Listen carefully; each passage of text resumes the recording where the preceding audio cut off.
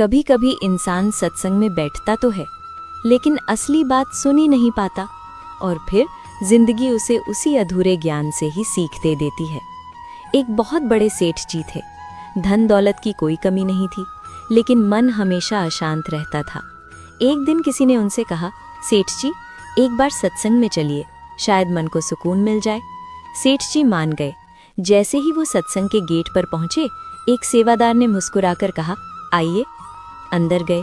दूसरे सेवादार ने जगह दिखाते हुए कहा, बैठिए।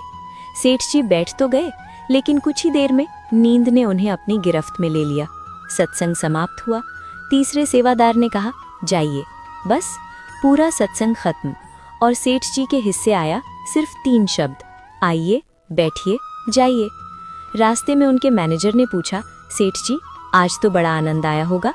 सेठ जी मुस्कुराते हुए बोले, कैसा आनंद, मैं तो पूरा समय सोता रहा, बस 3 शब्द ही सुन पाया। उस रात जब पूरा घर गहरी नींद में था, एक चोर चुपके से उनके कमरे में घुसा।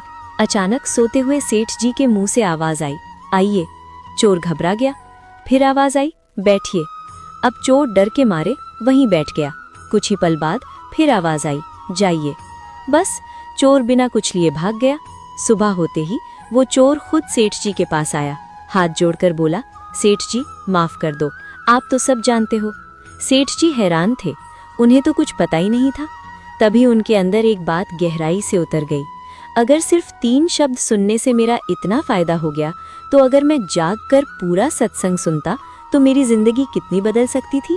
बस उसी दिन से सेठ जी रोज सत्संग जाने लगे, क्योंकि उन्होंने समझ लिया था सत्संग से कोई खाली नहीं लौटता।